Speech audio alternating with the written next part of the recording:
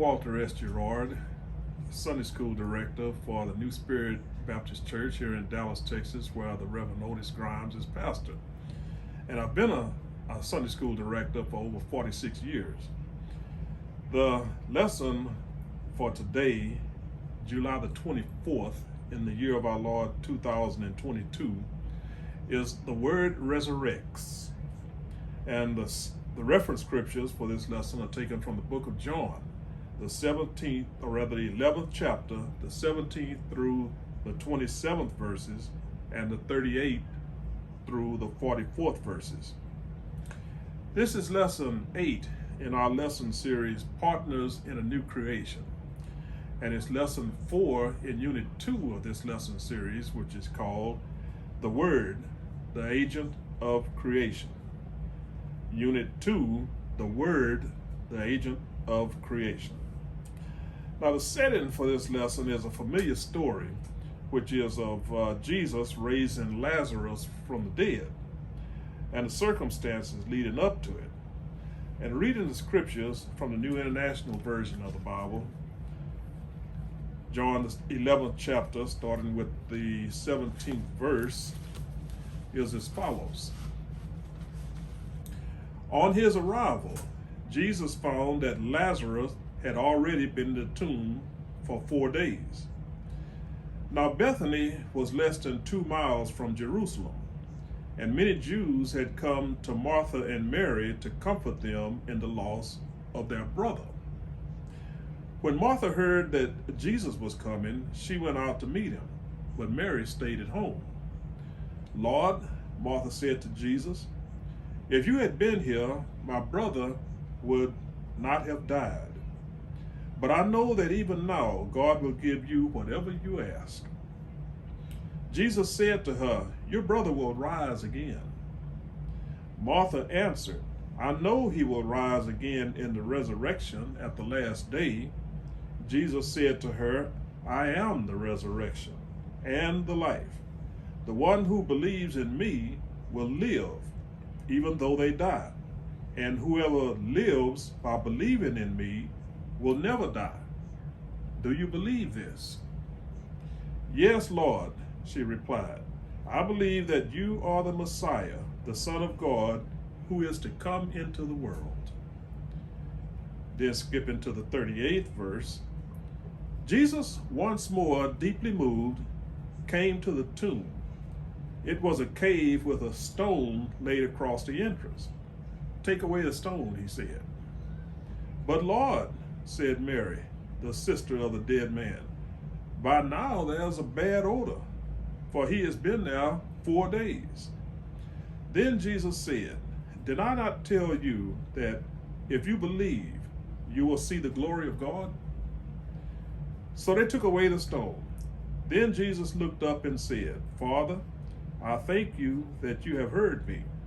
I knew that you always hear me, but I said this for the benefit of the people standing here, that they might believe that you sent me. When he had said this, Jesus called in a loud voice, Lazarus, come out. The dead man came out, his hands and feet wrapped in strips of linen and a cloth around his face. Jesus said to them, take off his grave clothes and let him go. As always, may the Lord add a blessing to the reading, the hearing, and the understanding of his holy word. Now, as most of us know, prior to where our printed text begins, Jesus was by the Jordan River where John the Baptist had been baptizing. There he received word from Mary and Martha that their brother Lazarus was gravely sick or gravely ill. Mary, Martha, and Lazarus were siblings and friends of Jesus. It was Mary who anointed Jesus' feet with expensive perfume. Now they lived in Bethany, which was less than 2 miles from Jerusalem. When Jesus heard that Lazarus was sick or ill, he stayed where he was for 2 days and told his disciples that Lazarus's sickness was not going to end in death, but that it was for God's glory, so that his son would be glorified. Through it. And that part is not in our printed text, but it's in the 11th chapter and the 4th verse. Now, after the 2 days, Jesus and his disciples went to Bethany, and that's where our printed text begins. When they got there, they found out that Lazarus had already been in the tomb for 4 days. Many of the Jews had come to Mary and Martha's home to show their condolences. And when Martha heard that Jesus was coming, she dropped everything, so to speak, and went out to meet him. But Mary stayed at home. When Martha met Jesus, she said, "Lord, if you had been here, my brother would not have died." Now, there are 2 ways Martha's words have been interpreted. One, that Martha was rebuking Jesus, and that was because he did not come when he found out that Lazarus was sick. He waited 2 days. And the other interpretation is that Martha's faith in Jesus was so strong, or rather was strong enough, to believe that he could have healed Lazarus of whatever his illness was before he died. Now, the ancient Jews believed that the souls of dead people lingered near their bodies for 3 days before moving on. This is according to the Jewish Leviticus Rabbah sacred text. Leviticus Rabbah, the 18th chapter and the 1st verse, which is not in our Bible. This lesson, or rather this means that it was significant to the Jews that Lazarus had been buried for 4 days. It was significant to the Jews that Lazarus had been dead and buried for 4 days. And we might add that if Lazarus had been dead for 4 days and Jesus waited 2 days before going to Bethany, Lazarus would have already been dead for 2 days by the time Jesus got word that he was sick. So Martha went on to say that even then she knew that God would give Jesus whatever he asked for. Now, this sounds like she was suggesting that Jesus could still save Lazarus, even though he was already dead. But when we get to verse 39, which is in our printed text a little bit further down, we'll see that she expressed no such level of faith. So it's best to believe that she wasn't suggesting that Jesus could even then raise Lazarus from the dead. Just that she knew that God would give him whatever he asked. You can figure the rest of that out. Anyway, Jesus told her that her brother would rise again, to which Martha said, "I know he will rise again in the resurrection at the last day." To which Jesus told her, "I am the resurrection and the life. The one who believes in me will live even though they die, and whoever lives by believing in me will never die." Now, can you imagine how confusing that sounded to Martha at the time, and to someone else unfamiliar with the gospel of Jesus Christ? Now, when Jesus said that whoever believes in him will live even though they die, he meant spiritual life, which means their souls will live forever.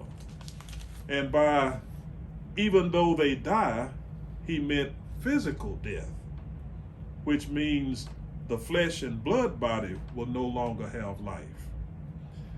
Then Jesus said the same thing in reverse. He meant whoever lives by believing in him, he meant physical life, which means the flesh and blood body lives. And by will never die, he meant spiritual death, which means the soul will never be separated from God.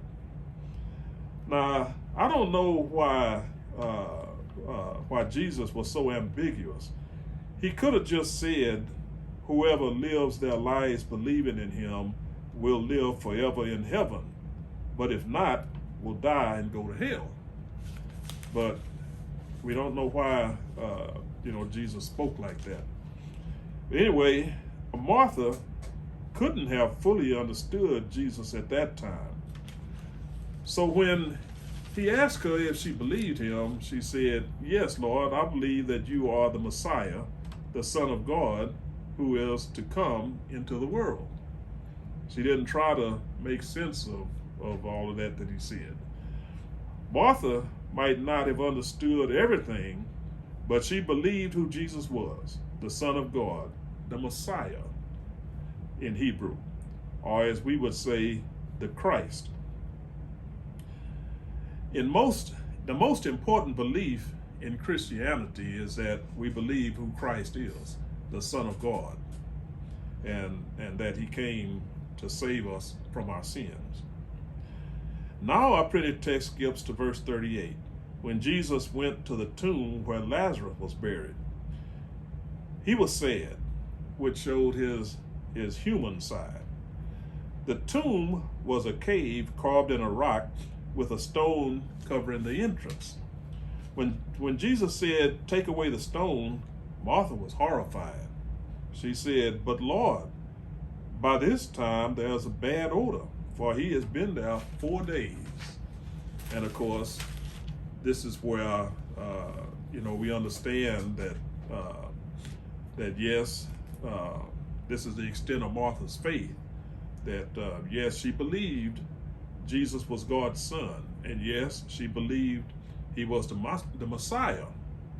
But raising Lazarus from the dead after 4 days, she was concerned about the odor a decomposing body would have.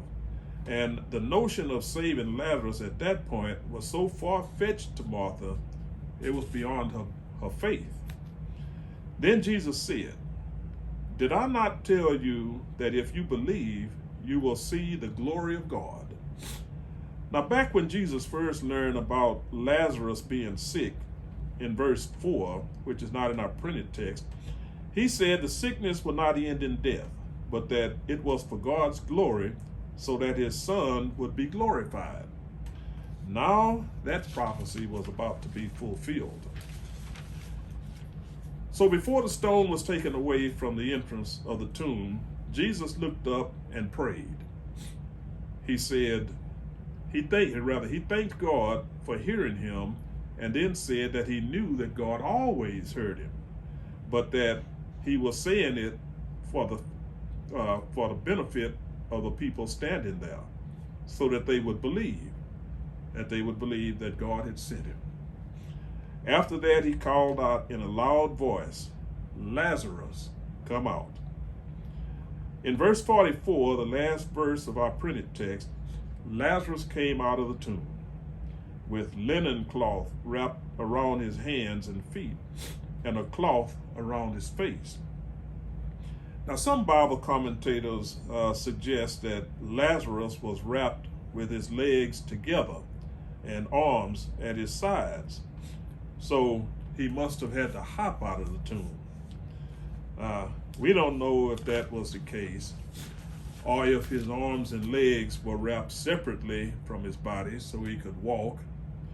The important thing to know is that when Jesus called, Lazarus had to come out. And Jesus told the people there to take his grave clothes off and let him go. This lesson teaches us one of the most important doctrines of Christianity, that Christ is the resurrection and the life. Jesus, the Christ, did miracles during his life on earth for one common purpose, so people would believe that God had sent him, because only God could do the miracles that he could do. or that he did rather. Sure, he cared about the physical health of people, and that's partly why he healed the sick. However, the more important healing was spiritual healing, which is salvation of our souls from the penalty of sin, which is death. The complete and eternal separation from God. The soul that is spiritually dead has only one place to go for all eternity after the physical body dies, and that's to hell. The soul that is spiritually healed also has only one place to go for all eternity after the physical body dies. The difference is that the physical body will be resurrected by the word, and together with the soul, it will go to heaven for all eternity. In other words, the physical body will be resurrected by the word, and when God said, "Let there be," it was. And then the soul will be reunited with it, with that spiritual body, and they will go to heaven for all eternity. Now, Jesus is the Word. So the title of our lesson, The Word Resurrects. I hope you gained at least one thought from this lesson. May God bless you, and may He ever keep you.